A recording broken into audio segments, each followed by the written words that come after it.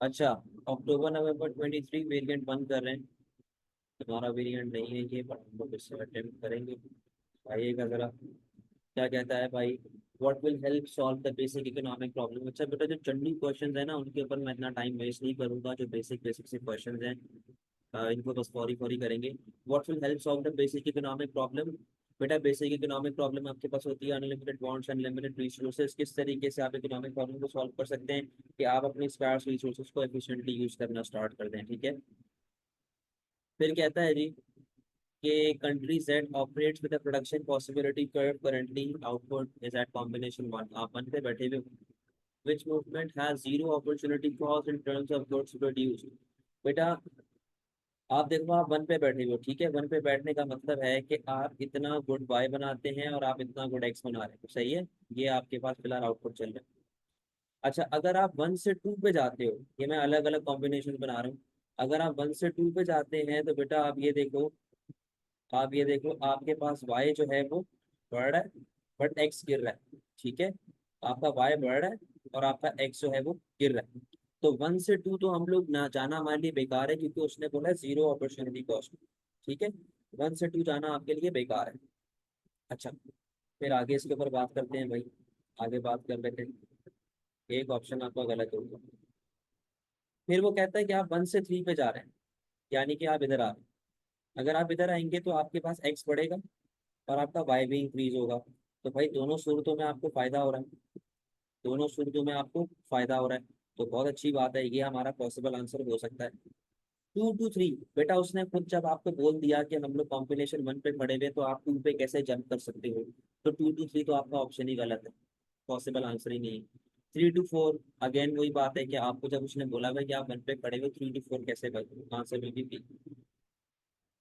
A country's healthcare is funded by taxation but can be used free of charge by patients। Which type of good is healthcare in this country। बेटा health care जो होता है, क्या लिखा हुआ है उसने, कहता है कंट्री का हेल्थ केयर जो है वो टैक्सेशन के थ्रू फंड किया जाता है, but can be use free of charge by patients. कहता है कि आप हेल्थ केयर को फ्री ऑफ चार्ज भी यूज कर सकते हैं। Which type of good is health care in this economy. बेटा हेल्थ केयर डीमेरिट गुड नहीं होता, हेल्थ केयर फ्री गुड नहीं होता। अब बचा क्या यार, कि प्राइवेट गुड या पब्लिक गुड। अब वो देखो इस चीज को जरा गौर से समझे। वो कहता है कि इसको हम लोग फंड कर रहे हैं। अब हेल्थ केयर जो होता है इसकी कैरेक्टरिस्टिक्स को देखें। Health care is limited in quantity. ठीक है, पब्लिक गुड क्या होता है, नॉन एक्सक्लूडेबल नॉन राइवलरस, ऐसा ही है। हालांकि हेल्थ केयर जो होता है वो नॉन एक्सक्लूडेबल नॉन राइवलरस, वो सॉरी वो एक्सक्लूडेबल होता है और राइवलरस होता है। अब एक डॉक्टर एक वक्त में एक ही पेशेंट को देखेगा ना, उसके कोई आप पांच हाथ थोड़ी है कि वो पांच छह पेशेंट्स को एक साथ देख लेगा। तो यानी कि लिमिटेड सप्लाई को हम लोग एक टाइम पे दे सकते हैं। हम लोग हर बंदे को एक साथ केटर नहीं कर सकते, यानी कि health care is rivalrous, rejectable and excludable in nature. तो आंसर इसका क्या बनेगा, private. What is least likely to increase as a result of transition from planned economy to a free market economy। कहता है कि भाई फ्री मार्केट प्लान्ड इकोनॉमी से free market economy आप लोग जा रहे हैं। तो कहता है कि what is least likely to increase, क्या चीज सबसे कम इंक्रीज होगी। तो बेटा जब आप प्लान से फ्री मार्केट पे जाते हैं तो प्राइसेस आपकी इंक्रीज होती हैं, काफी बड़ी अमाउंट से होती हैं। प्राइवेटली ओन्ड रिसोर्सेज, क्योंकि पब्लिक से आप फ्री मार्केट पे जा रहे हैं तो आप प्राइवेटली ओन्ड रिसोर्स की तरफ जाना शुरू होगी। बेटा आप लोग एक चीज को याद करो, ट्रांजेक्शन इकोनॉमिक्स का चैप्टर भी खोल लेना अगर मेरी बात पे भरोसा ना हो। तो वहां पे एक चीज बताई भी है कि मेरिट गुड वहां पे डिक्रीज होना स्टार्ट हो जाते हैं। मेरिट गुड डिक्रीज होना स्टार्ट हो जाते हैं, क्योंकि एक प्राइवेट इदारे को उसको बेचने का कोई ऐसा फायदा नहीं मिलता। स्ट्रक्चरल अनएम्प्लॉयमेंट भी बेटा आपके पास बढ़ती है, तो आंसर विल बी सी। आ रही है, लेकिन टैक्सेस हैं तो बेटा टैक्सेस हैं तो क्या हुआ, टैक्सेस हैं तो क्या हुआ। फंड हो रहा है टैक्सेस के थ्रू, फंड हो रहा है। फंड होने का मतलब है कि हो सकता है इस टैक्स को सब्सिडी में कन्वर्ट करके दिया जा रहा है। ठीक है, फंड हो रहा है। ठीक है, फ्री ऑफ चार्ज जो है वो हमारे पास देखिए करेक्टरिस्टिक्स मीट होती है ना। करेक्टरिस्टिक्स, अगर आपको एक क्वेश्चन याद होगा, मेरे ख्याल में लास्ट ईयर का क्वेश्चन है 2023 का, जहाँ पे वो लंच 2023 या 2022 का क्वेश्चन है, जहाँ पर वो केस स्टडी के अंदर गवर्नमेंट लंच बॉक्स देती थी और वो कहता था कि भाई ये बताओ कि लंच बॉक्स जो है ये प्राइवेट गुड है या पब्लिक गुड है। तो आप लोगों में से मेजोरिटी उसका पब्लिक गुड लिख के आए थे, हालांकि वो प्राइवेट गुड था, क्योंकि अगेन वही बात है कि वो rivalrous, rejectable, excludable in nature. Five. एक सेकंड जरा रुकिएगा।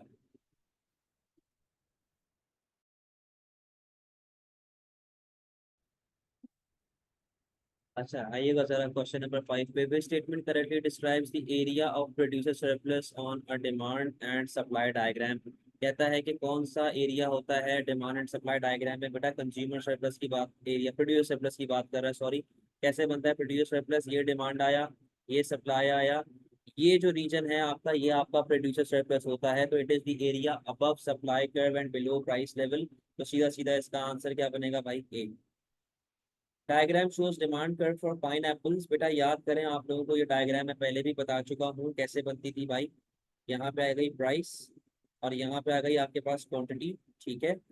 ये अगर मेरा डिमांड कर्व बन रहा है ऐसे, तो इसके अंदर मैंने आपको बताया है कि ये वाला पोर्शन आपका इलास्टिक होता है, ये वाला पोर्शन यूनिटरी इलास्टिक होता है, और ये नीचे वाला पोर्शन क्या होता है? In elastic. सही है। What happens to the value of PED when there is a movement from point X to point Y?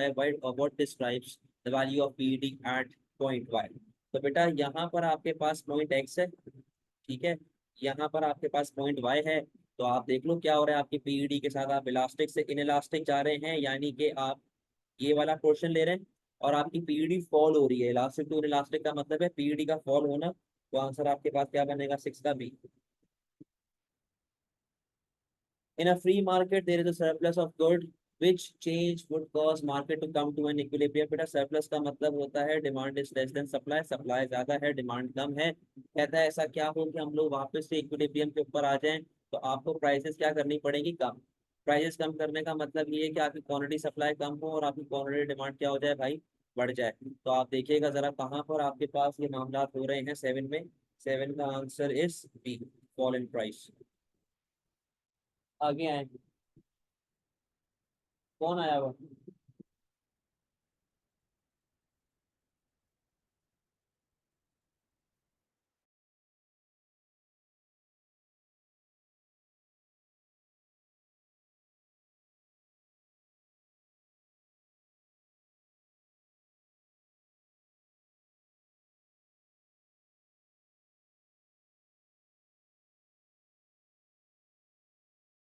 8 पे आइएगा।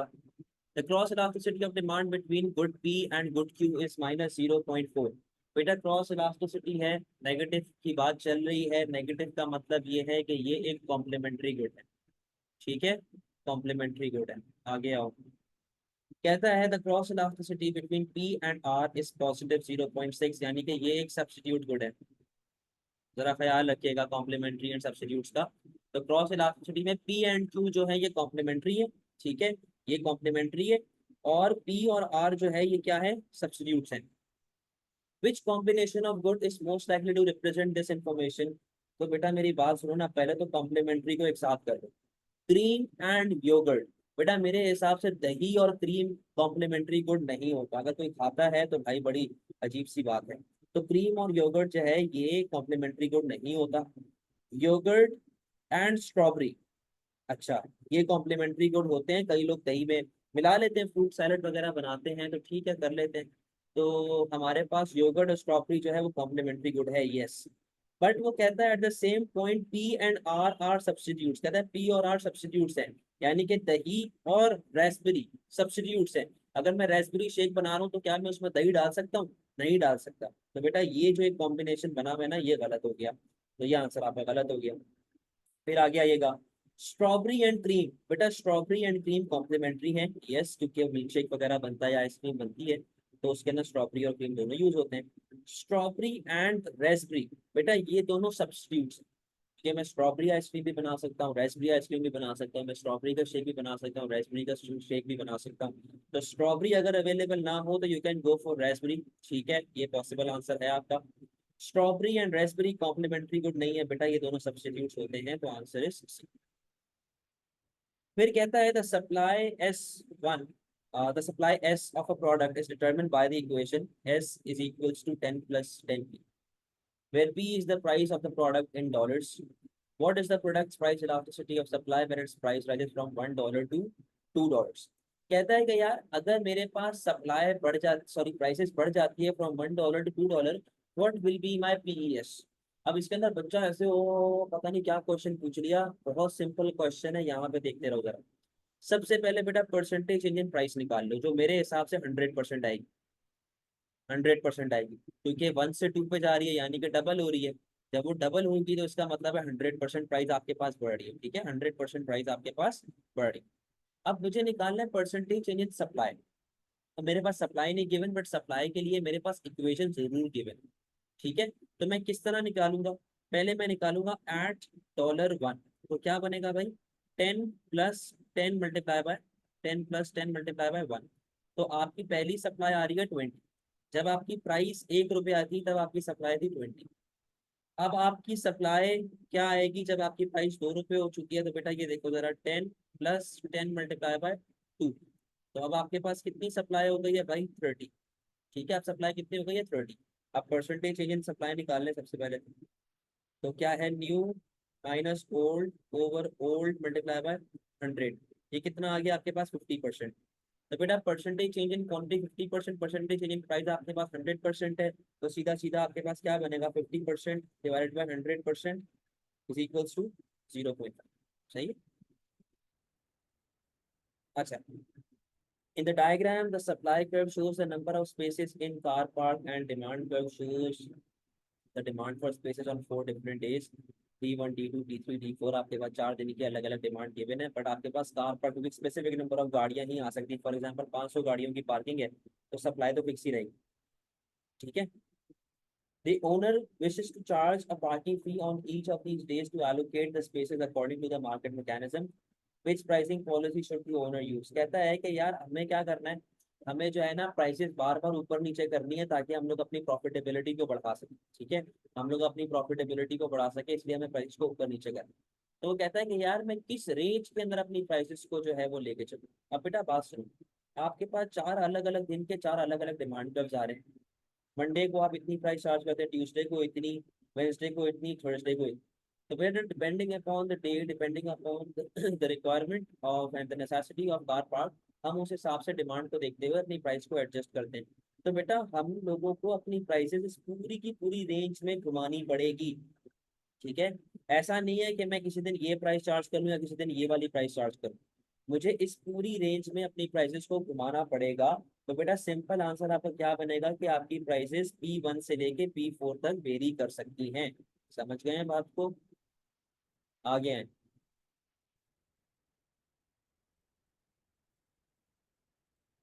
एक सेकंड, क्या रेडियो वाले ग्रुप में मैसेज करो, उन्हें कहो कि मैं जब मैसेज करूंगा तब ज्वाइन करें, आपको ज्वाइन करें। आगे हैं। The table shows demand schedule for textbook. What can be concluded from this information? कहता है कि बेटा आपके पास डिमांड स्केड्यूल गिवन है, और कहता है कि भाई ये बताएं कि इस इंफॉर्मेशन से हम लोग क्या कंक्लूड कर सकते हैं। तो देखिएगा, profit would be maximize at price 30। कहता है कि प्राइस जब हमारी ₹30 चल रही होगी तो हमारा प्रॉफिट मैक्सिमाइज हो जाएगा। बेटा एक बात मुझे बताओ, प्रॉफिट का फॉर्मूला क्या होता है, profit is equals to total revenue minus total cost. आपके पास रेवेन्यू तो गिवन है, आप रेवेन्यू निकाल सकते हो, बट क्या आपके पास कॉस्ट गिवन है, नो। जब आपके पास कॉस्ट गिवन ही नहीं है, आपके पास जब कॉस्ट गिवन ही नहीं है, आप प्रॉफिट कैसे निकाल सकते हैं भाई। तो ये जो प्रॉफिट वाले आपके दोनों ऑप्शन है, ये तो दोनों ही गलत हो गए। सवाल आता है कि सी या डी में से क्या होगा, revenue would increase if the price was decrease from 40 to 30। बेटा 40 पे आपका रेवेन्यू कितना आ रहा है, 40 पे आपका रेवेन्यू आ रहा है 400 का, सही है। और 30 पे रेवेन्यू आ रहा है 600 का। तो ये तो ऑप्शन सही लग रहा है कि भाई जब आपकी प्राइस डिक्रीज होगी तो आपका रेवेन्यू बढ़ेगा, सही है। डी भी देख लेते हैं, revenue would be maximize at price 40। बेटा कैसे मैक्सिमाइज हो रहा है, आपके सामने 30 के ऊपर ज्यादा रेवेन्यू आ रहा है, और अगर मैं 20 मल्टीप्लाई पर 300 करूँ तो वापस से 600 का रेवेन्यू आ रहा है। तो कैसे यहाँ पर मैक्सिमाइज हो रहा है रेवेन्यू, समझे बात को, तो ये गलत option. Which event is most likely to enable firms to respond to an increase in demand by increasing supply rather than by raising prices? कहता है कौन सा ऐसा इवेंट होगा जहां पर मैं अपनी डिमांड को इंक्रीज, अगर मेरी डिमांड इंक्रीज होती है तो मैं अपनी सप्लाई को इंक्रीज करूं रादर देन कि मैं अपनी प्राइसेस को इंक्रीज करूं। तो बेटा यहाँ पे देखिएगा, firms reduce there expenditure on the training of workers. बेटा अगर वो ट्रेनिंग ऑफ वर्कर पे अपना खर्चा कम कर देगा तो इससे तो सप्लाई कम हो जाएगी। हमें सप्लाई क्या करनी है, हमें सप्लाई क्या करनी है भाई, सप्लाई को हमें बढ़ाना है, समझे बात को, तो सप्लाई बढ़नी चाहिए। Import duties are increased on machines so that increase the speed of production। कहता है भाई इम्पोर्ट ड्यूटी हम लोगों ने बढ़ा दी ताकि प्रोडक्शन की स्पीड इंक्रीज हो जाए। क्या गधों वाली बात कर रहा है, अगर वो ड्यूटी बढ़ा देगा तो साला मशीन तो वैसे ही कम आएगी मुल्क में। जब मशीन मुल्क में कम आएगी तो सप्लाई तो ऑटोमेटिकली गिरेगी। The government introduces buffer stock scheme for the goods produced by the firm. बेटा बफर स्टॉक स्कीम हमारे पास कहाँ पे लिंक करता था, वो लिंक करता था हमारे पास मिनिमम प्राइस। और मिनिमम प्राइस पे अगर आप एक चीज को याद करें तो गवर्नमेंट की प्राइसेस को ज्यादा इम्प्लीमेंट करने की वजह से हमारी सप्लाई इंक्रीज होती थी। ठीक है, हमारी सप्लाई इंक्रीज होती थी क्योंकि प्रोड्यूसर को डर नहीं होता था, प्रोड्यूसर को कहा कि हाँ यार गवर्नमेंट हमसे ले लेगी तो हमारी बफर स्टॉक जो है वो चलती रहेगी, हमें मुनाफा होता रहेगा। तो इसका आंसर सी पॉसिबल हो सकता है। Trade unions become strong leading to poor labour productivity. बेटा इससे भी आपकी सप्लाई फॉल होगी, तो answer is C. In the diagram in the diagram, S1 is the supply curve and D1 is the initial demand curve for face mask X. Arrival firm produces face mask Y, which is a close substitute. What could cause demand curve to shift to D2? कहता है भाई कि ये जो आपके पास demand curve है ये face mask x का है, और कहता है एक और आपका सब्स्टिट्यूट है जिसका नाम वाई है। अच्छा, भाई ने कुछ ऐसा काम किया जिसकी वजह से एक्स की डिमांड बढ़ गई, तो ऐसा क्या किया होगा भाई भाई ने? सिंपल टर्म्स में वाई की प्राइस बढ़ी होगी। इस तरह समझे कि ये पेप्सी का डिमांड कर्व है, ये पेप्सी का डिमांड कर्व है, और हमें एग्जामिनर कहता है कि यार कोक जो है पेप्सी का सब्स्टिट्यूट है। कोक ने ऐसी क्या गंद मचाई होगी कि पेप्सी का डिमांड कर्व बढ़ गया? तो सिंपल सी बात है बेटा, कोक ने अपनी प्राइस बढ़ाई होगी तभी तो लोग पेप्सी की तरफ आ गए। तो इसी तरह यहाँ पर जो फेस मास्क बाय है उसने अपनी प्राइस बढ़ाई होगी तभी लोग एक्स के ऊपर आना शुरू हो गए हैं, जिससे उसकी डिमांड बढ़ी। फिर a government introduces charges for vehicle using the road in its capital city, what which characteristic must the road have for this to be successful in reducing congestion। कहता है कि गवर्नमेंट ने कैपिटल सिटी में roads के ऊपर taxes लगा दिए हैं, या उसके ऊपर जो है वो रिस्ट्रिक्शंस लगा दी हैं कि भाई लोग ताकि कम गाड़ी चलाएं और ट्रैफिक कंजेशन कम हो। कहते हैं ऐसी क्या कैरेक्टरिस्टिक है जो रोड की होनी चाहिए जिसकी वजह से हमारा ट्रैफिक कंजेशन ऑटोमेटिकली कम हो जाएंगे। The road must be excludable. बेटा एक्सक्लूडेबल का मतलब क्या है? जो बंदा टैक्स पे करेगा गाड़ी चलाने के लिए सिर्फ वही उस रोड पे गाड़ी चला सकता है, जो टैक्स पे नहीं करेगा वो उस रोड पे गाड़ी नहीं चला सकता। सिंपल है ना भाई। अगर आप फीस दे रहे हो तभी तो क्लास में बैठे हुए हो ना, जो फीस नहीं देगा उसको मैं क्लास में क्यों बिठाऊंगा, मैं एक्सक्लूड कर रहा हूँ। इसी तरह गवर्नमेंट रोड के ऊपर ये काम करता है, समझे बात को, एक्सक्लूडेबल वाला मामला। The road must be married good. Road married हो गया डीमैरिड हो भाई, ये तो कोई, इसका तो कोई नेचर ही नहीं है ना। Road must be non driverless. बेटा नॉन ड्राइवरलेस का मतलब होता है अनलिमिटेड। अनलिमिटेड मतलब कि उसको कोई रोकने वाला है ही नहीं। नॉन ड्राइवरलेस का मतलब क्या है कि मेरी वजह से अब एक रोड है, सारा फैसल है, यहाँ पे 4 लेन है। अब 4 लेन में 4 साइड साथ साथ 4 गाड़ियां ही चल सकती है ना, 400 गाड़ियां तो नहीं चल सकती। ये बोलता है भाई अनलिमिटेड है, जितना चलाना है चलाओ, ऐसा नहीं होता, रोड नॉन ड्राइवरलेस नहीं होती। Road must be public good, गलत बेटा। पब्लिक गुड और प्राइवेट गुड है, तो फजूल बकवास कर रहे हैं। आ गया। The table shows tax on individual would pay on different level of income. Annual income आपके पास given है, आपके पास tax paid given है। What is the average rate of taxation and the marginal rate of taxation for an individual when an annual income is 50 lakh? अच्छा भाई अब इधर आ जाए, पहले तो जरा टैक्स परसेंटेज निकाल लें, सबकी क्या आ रही है, यहाँ पे निकाल लेते हैं भाई। 1000 डिवाइड बाई 20,000 मल्टीप्लाई बाई 100, ये आ गया आपके पास 5%। ठीक है, ये आ गया आपके पास 10%। अच्छा, 6/40, ये आ गया आपके पास 15%। 8/50, ये आ गया आपके पास 16%। अच्छा, 12/60, ये आ गया आपके पास 20%। अच्छा, अब वो ये कह रहा है कि यार मुझे पहले तो ये बताओ कि जब आपकी इनकम 50,000 रुपये है, यानी कि ये है, तो आपका एवरेज रेट ऑफ टैक्स कितना है और आप लोगों का मार्जिनल रेट ऑफ टैक्स कितना है? तो बेटा यहाँ पर जरा देखिएगा, यहाँ पर जरा देखिएगा भाई, हमारा एवरेज रेट ऑफ टैक्स किस तरह जा रहा है कि हम लोग कितना टैक्स पे कर रहे हैं। तो सिंपली आप यहाँ पे देखिए हम लोग कितना 16% पे कर रहे हैं। तो हमारा आंसर बी या सी में से कोई एक है, हमारा आंसर बी या सी में से कोई एक है, ये दोनों ऑप्शन गलत है। अच्छा, फिर वो कहता है कि आप मुझे जरा अपना मार्जिनल रेट ऑफ टैक्स भी निकाल के बताओ, आपका मार्जिनल रेट ऑफ टैक्स क्या आ रहा है मुझे वो भी निकाल के बताओ। बेटा मार्जिनल रेट ऑफ टैक्स को जरा यहाँ पर देखिएगा, मार्जिनल रेट ऑफ टैक्स को जरा यहाँ पे देखो, आप किस तरह इनकम टैक्सेस पे कर रहे हैं। यहाँ पे आप 16 पे कर रहे हो, और अगली बारी में आप कितना पे कर रहे हो, 20।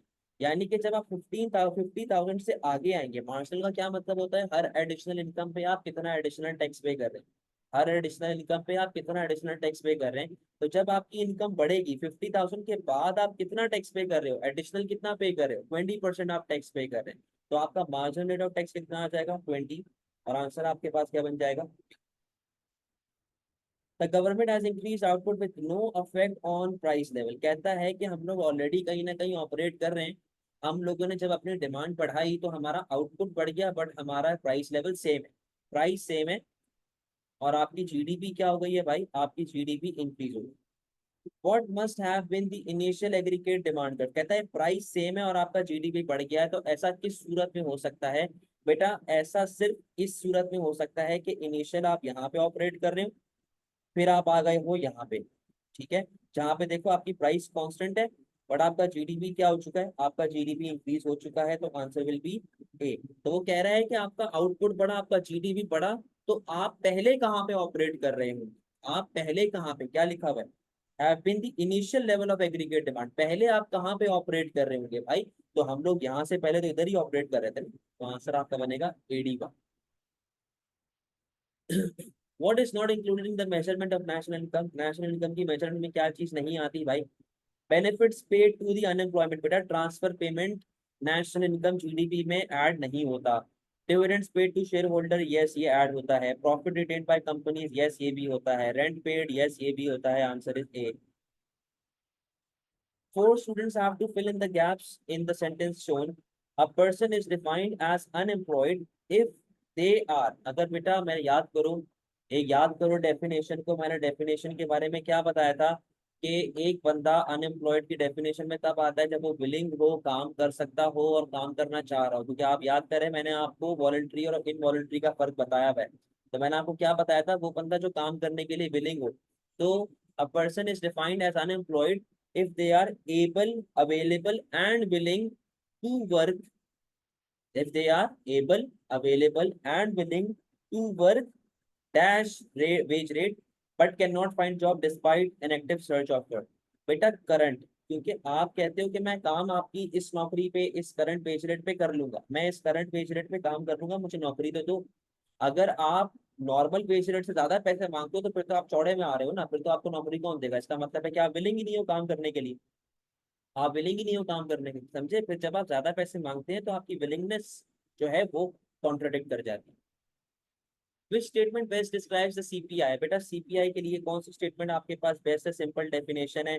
It measure changes in the spending pattern, no. बेटा प्राइसेस की बात करता है। It measure standard of living, no.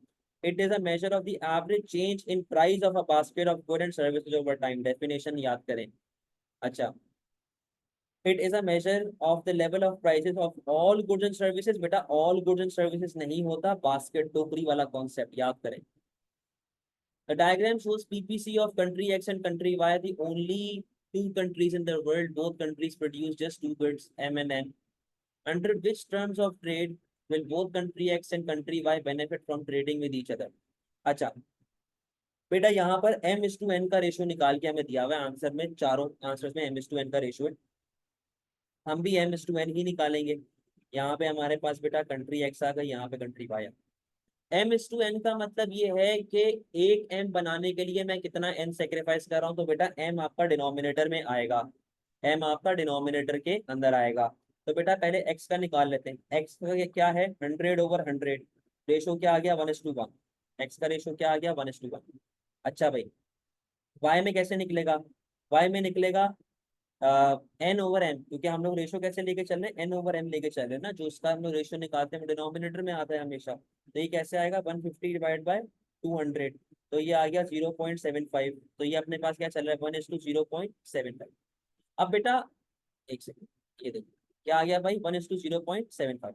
अब बेटा बात सुनो, ये दोनों किस टर्म पे अग्री करेंगे कि हाँ यार साथ मिलके काम कर लेते हैं, वो उस रेशियो पे अग्री करेंगे जो इन दोनों के बीच में आएगा, जो इन दोनों के बीच में आएगा। यानी कि जो आंसर जो आंसर आपका 0.75 से लेके 1 तक की रेंज के अंदर लाई करता है वो आपका आंसर यहाँ पे करेक्ट होगा। तो यहाँ पे सिर्फ कौन सा है, ये वाला 1 m फॉर 0.8 m, क्योंकि 0.7 तो आप ऑलरेडी बना रहे हो ना, 0.75 तो ऑलरेडी बना रहे हो। हमें देखना है कि इस रेंज में कौन सा आता है, और इस रेंज में आपके पास बी आ रहा है, यानी कि 0.8 m। ये हमारे लिए बेस्ट पॉसिबल सिचुएशन है ट्रेडिंग के लिए। फिर आइएगा आगे 21 कहता है why is increase government provision of education most likely to shift the aggregate demand to the right. कहता है कि यार अगर हम लोग गवर्नमेंट प्रोविजन ऑफ एजुकेशन करते हैं तो उससे हमारा एडी राइटवर्ड क्यों जाएगा। तो बेटा बहुत सिंपल सा है कि जब गवर्नमेंट एजुकेशन पे खर्चा करेगा तो जाहिर सी बात है हमारे पास स्कूल्स वगैरह बनते हैं, और जब गवर्नमेंट एजुकेशन पे खर्चा कर रहे हैं दिस इज गवर्नमेंट एक्सपेंडिचर ना। तो आप गवर्नमेंट एक्सपेंडिचर से लिंक करें, कौन सा पॉइंट लिंक होता है। It will increase aggregate supply, no बेटा उसने एग्रीगेट डिमांड का पूछा हुआ है आपसे, मतलब एएस तो बढ़ेगा ही बढ़ेगा, बट वो एग्रीगेट डिमांड की बात कर रहा है। More school will be build, बेटा ये गवर्नमेंट स्पेंडिंग का पार्ट है, यस इससे आपका एडी बढ़ता है। Government will have to raise taxes, no बेटा इससे आपका एडी फॉल होता है। Worker will be more highly skilled, बेटा इससे आपका एएस बढ़ता है। ठीक है, हमारे हमने एएस नहीं बढ़ाना, हमने एग्रीगेट डिमांड को बढ़ाना। Which item is not included in the current account of the country's balance of payment? बेटा एक्सपोर्ट ऑफ सर्विस रिकॉर्ड होती है, इंटरेस्ट रिकॉर्ड होता है नेट इनकम के अंदर, profit from foreign investment yes ये भी रिकॉर्ड होता है, परचेज ऑफ फॉरेन एसेट बेटा ये हमारे पास कैपिटल अकाउंट में रिकॉर्ड होता है। ये डी आंसर सुने, हाँ पूरा वापस से बताइए। ये देखिएगा भाई, under which condition, under which condition when nominal GDP and real GDP increase at the same rate in an economy। कहता है नॉमिनल जीडीपी और रियल जीडीपी आपका सेम रेट पे बढ़ना चाहिए। बेटा रियल जीडीपी का फॉर्मूला क्या है, real GDP is equals to nominal GDP minus inflation. सही है ऐसा ही। अच्छा अब बात सुनो, मैं यहाँ पे अज्यूम ये कर रहा हूँ कि मेरा जीडीपी चल रहा है 100, सही है, मेरा जीडीपी चल रहा है 100। मैं सारे ऑप्शंस को अलग अलग साथ लेके चलता रहूंगा, सारे ऑप्शंस का रियल और नॉमिनल जीडीपी बताता रहूंगा। अच्छा यहाँ पे आ गया नॉमिनल जीडीपी, यहाँ पे आ गया मेरे पास रियल जीडीपी। ठीक है जी, अब बात सुनो बेटा, आप 100 लेके चल रहे हैं अपने जीडीपी को। अच्छा अब देखो आपका जीडीपी सेम है, यानी कि 100 + 0 तो आपका नॉमिनल जीडीपी कितना रहा, 100 रहा। सही है, वो सेम रहा, उसमें कोई चेंज नहीं आया। बट आपकी प्राइसेस 2% से गिर गई। जब प्राइसेस 2% से गिरेगी इसका मतलब है कि रियल जीडीपी 2% से इंक्रीज हो रहा होगा। तो आपका रियल जीडीपी कितना हो गया, 102 हो गया। जब प्राइसेस 2% से गिरी इसका मतलब है कि आपका जीडीपी 2% से इंक्रीज हो गया, आपका रियल जीडीपी हो गया 102। ठीक है, इसी तरह बी पे आओ, नॉमिनल जीडीपी आपके पास सेम है बट आपकी प्राइसेस इस मरतबा 2% से बढ़ी है।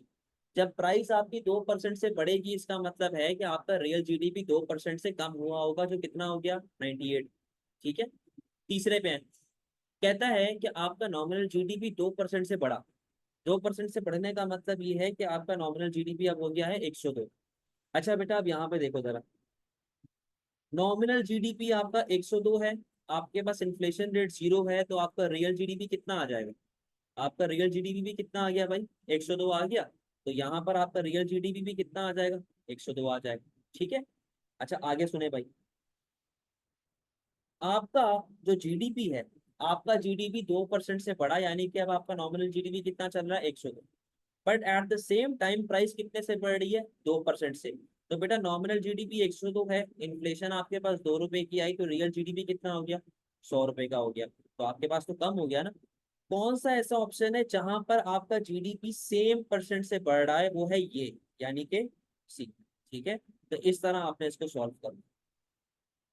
24 पे है, general equilibrium in the macroeconomy is achieved when total injections are equal to total leakages. What is most likely to cause disequilibrium in the macroeconomy in the short run? बेटा injection और withdrawal जहाँ पे आपके दोनों equal होते हैं वहां पे आपके पास मैक्रो इकोनॉमिक इक्विलिब्रियम आता है। रियल बढ़ा थोड़ी, वो तो सेम है बेटा, रियल जीडीपी तो कैलकुलेशन के हिसाब से तो आपका बढ़ ही रहा है ना। कैलकुलेशन के हिसाब से आपकी प्राइसेस पे कोई इफेक्ट नहीं आया, तो आपका नॉमिनल भी बढ़ा और आपका रियल भी बढ़ा। ठीक है, अगर आपकी प्राइसेस गिर जाती हैं तो इसका मतलब प्राइसेस आपकी बढ़ जाती हैं सॉरी, तो इसका मतलब है कि आपका नॉमिनल जो है वो तो डिफरेंट जो भी आ रहा है, बट प्राइसेस बढ़ने की वजह से आपका रियल फॉल हो जाएगा। तो हम तो कैलकुलेशन को देख रहे हैं ना, नॉमिनल बढ़ा है और हमारा रियल भी बढ़ा है, हम इस चीज को देख रहे हैं। तो 24 में वो कहता है कि भाई इंजेक्शन और विड्रॉल यानी कि लीकेज दोनों बराबर होते हैं, वहां पे मैक्रो इकोनॉमिक इक्विलिब्रियम आता है। What is most likely to cause disequilibrium in the macro economy in the short term. कहता है कि शॉर्ट टर्म में हमारे पास डिसइक्विलिब्रियम किस तरह आ सकता है, तो जरा देखिएगा भाई। N increase in government spending of 10 billion and a decrease in export of 10 billion. बेटा हमारे पास वो कहता है कि अगर आप गवर्नमेंट स्पेंडिंग बढ़ाएंगे तो आपका एग्रीगेट एक्सपेंडिचर बढ़ेगा, ठीक है। और अगर आप एक्सपोर्ट्स को कम कर देंगे तो आपका एग्रीगेट एक्सपेंडिचर फॉल हो जाएगा। तो मैं तो अपनी जगह पे ही बैठा रहूंगा, क्योंकि जितने से वो गवर्नमेंट स्पेंडिंग बढ़ा रहा है उतने से मेरे एक्सपोर्ट्स कम हो रहे हैं। तो मैं तो अपनी जगह से हिलूंगा ही नहीं, मैं तो अपनी जगह पे बैठा रहूंगा। तो ये तो आपका ऑप्शन नहीं होगा, क्योंकि हमने कहाँ जाना है, डिसइक्विलिब्रियम पे जाना। कहता है कि आपने इन्वेस्टमेंट की 30 बिलियन से, जिससे आपका एग्रीगेट एक्सपेंडिचर बढ़ा होगा, और आपने हाउस होल्ड सेविंग को डिक्रीज कर दिया। आपने हाउस होल्ड सेविंग को 30 बिलियन से डिक्रीज कर दिया। बेटा हाउस होल्ड सेविंग को डिक्रीज करने का मतलब क्या है कि आपकी कंजम्पशन क्या हुई हो, बड़ी होगी। और कंजम्पशन बढ़ने से भी एग्रीगेट एक्सपेंडिचर क्या होता है, बढ़ता है। तो बेटा यहाँ पर आप डिसइक्विलिब्रियम सिचुएशन में चले जाएंगे, क्योंकि दोनों साइड्स आपकी बढ़ रही। फिर कहता है कि आपने इंपोर्ट बढ़ा दी 40 बिलियन से, तो बेटा इंपोर्ट बढ़ेगी तो आपका एग्रीगेट एक्सपेंडिचर फॉल होगा। और वो साथ कहता है कि आपने गवर्नमेंट स्पेंडिंग भी बढ़ा दिया 40 बिलियन से, तो बेटा जब गवर्नमेंट स्पेंडिंग बढ़ेगा तो एग्रीगेट एक्सपेंडिचर बढ़ेगा, तो ये फिर टूस हो गया, नेट ऑफ हो गया। इंक्रीज इन टैक्सेस 40 बिलियन, जिसकी वजह से लोगों की इनकम जो है वो 40 बिलियन से कम होगी, तो जाहिर सी बात है कंजम्पशन वगैरह कम होगा, एग्रीगेट एक्सपेंडिचर कम होगा। एट द सेम टाइम कहता है हमने इम्पोर्ट्स को भी डिक्रीज कर दिया। बेटा जब वो इम्पोर्ट को डिक्रीज करेगा तो लोग लोकल से माल खरीदेंगे ना, आपका एग्रीगेट एक्सपेंडिचर क्या होगा, बढ़ेगा। और 40 बिलियन से आपकी इनकम गिरा रहा है, तो 40 बिलियन से आपके इम्पोर्ट्स भी तो गिरा रहा है, वापस से फिटूस हो गया। तो हम लोग वापस से इक्विलिब्रियम पे बैठे हुए। यहाँ पर हम लोग इक्विलिब्रियम पे नहीं बैठे हुए, चेंज हो रहा है, समझे बात को। ठीक है, तो मेरा लैपटॉप चार्ज में लगा दूँ।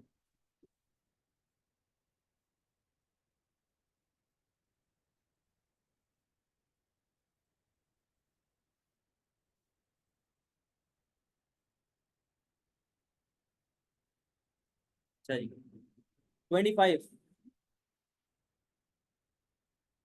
What would be the most likely reason for a decrease in frictional unemployment। कहता है फ्रिक्शनल अनएम्प्लॉयमेंट को डिक्रीज करने के लिए सबसे अच्छा हमारे पास ऑप्शन कौन सा होगा। बेटा फ्रिक्शनल अनएम्प्लॉयमेंट आपका होता है जॉब सर्च टाइम। क्या होता है जी, जॉब सर्च टाइम। तो सबसे अच्छे तरीका आपके पास क्या है, अगर आप मार्केट में वैकेंसियां वगैरह निकालना शुरू कर देंगे तो लोगों को नौकरी के बारे में पता चलेगा, जॉब सर्च टाइम कम होती रहेगी। तो answer is D. A Kenyan banker who lives and works in India sends 15% of their wage back to Kenya every month. What would be the change in the current account component for either country? India और Kenya की बात चल रही है भाई। एक Kenya का बंदा है जो इंडिया में रहता है, 15% अपनी तनख्वाह वापस केनिया भेज देता है। तो बेटा इससे हमारे पास क्या अफेक्ट आएगा। बेटा इंडिया से पैसा जा रहा है तो इंडिया का करंट अकाउंट फॉल होना स्टार्ट हो जाएगा। तो ये तो एक आपका पॉसिबल आंसर है। An increase in the balance of trade in service in Kenya, no बेटा ये नेट इनकम में ऐड होता है, बैलेंस ऑफ ट्रेड में ऐड नहीं होगा। An increase in current account surplus of for India, no बेटा करंट अकाउंट आपका फॉल होगा। An increase in primary income for Kenya, तो बेटा ये हमारे पास केनिया के सेकेंडरी इनकम में जाता है नेट, चूंकि हम लोग रेमिटेंसेस भेज रहे हैं ना, सेकेंडरी इनकम के अंदर जाता है, तो इसका सिंपल सा आंसर क्या बनेगा, A. Over a period of a year the annual rate of inflation becomes negative. बेटा नेगेटिव जाने का मतलब क्या है कि यहाँ पे किसकी बात हो रही है, डिफ्लेशन। ठीक है, which statement must be correct. The cost of living has fallen. बेटा पॉसिबल आंसर है, क्योंकि खर्चा कम हो गया तो कॉस्ट ऑफ लिविंग आपके पास कम हो रही होगी। The purchasing power of money has fallen, no बेटा वो तो बढ़ेगी, कम थोड़ी होगी। Standard of living has increase, बेटा प्राइस लेवल कम होने का हरगिज ये मतलब नहीं है कि स्टैंडर्ड ऑफ लिविंग आपका इंक्रीज हो रहा है। हो सकता है जो आपकी प्राइसेस फॉल हो रही हैं वो एग्रीगेट डिमांड कम होने की वजह से हो रही है और आपके मुल्क में रिसेशन हो रहा है, ठीक है। आगे, there has been an increase in CPI, बेटा सीपीआई डिक्रीज हुआ होगा तभी तो प्राइसेस फॉल हो रही है ना यार। Answer is a. The government of a country plans to raise income tax rate. The initial equilibrium for the country is represented at point X. यहाँ पे अपन लोग बैठे हुए हैं। Which will be the new equilibrium? अच्छा, the initial equilibrium X सही है। Which new equilibrium point would an economist predict as a result? कहता है कि यार इसने क्या किया, इसने इनकम टैक्सेस को बढ़ा दिया, इसने इनकम टैक्सेस को बढ़ा दिया, तो कहता है क्या अफेक्ट आएगा। देखो एग्रीगेट सप्लाई तो अपनी जगह पर बैठी रहेगी, बट क्योंकि इनकम टैक्सेस बढ़ रहे हैं तो इससे कंजम्पशन कम होगी, एग्रीगेट डिमांड कम होगी, तो एडी आपका आएगा पीछे की तरफ। और आप एक्स से उठ के कहाँ पे आ जाएंगे, आप एक्स से उठ के डी पे आ जाएंगे। Which combination would represent the most expansionary set of monetary policy? बेटा सबसे ज्यादा एक्सपेंशनरी किस तरीके से हमारे पास आ रहा होगा मॉनेटरी पॉलिसी के अंदर? क्रेडिट अवेलेबिलिटी, यानी कि क्या बैंक्स आपको इजीली लोन प्रोवाइड कर सकते हैं? अगर वो इजीली लोन प्रोवाइड करेंगे तो ये हमारे लिए बेस्ट केस सिनेरियो है, तो आंसर इज इंक्रीज, इंक्रीज, ए या बी में से कोई एक आंसर है। बेटा एक्सपेंशनरी मॉनेटरी पॉलिसी में रेट ऑफ इंटरेस्ट को गिराया जाता है, तो आंसर यहाँ पे आएगा डाउन, सही है। मनी सप्लाई को इंक्रीज कराया जाता है, तो answer will be B. An economy is experiencing accelerating cost push inflation. Which group is likely to be least concerned by this? कहता है कॉस्ट पुश इन्फ्लेशन आ गई है, यानी कि बेटा आपकी प्राइसेस बढ़ रही हैं।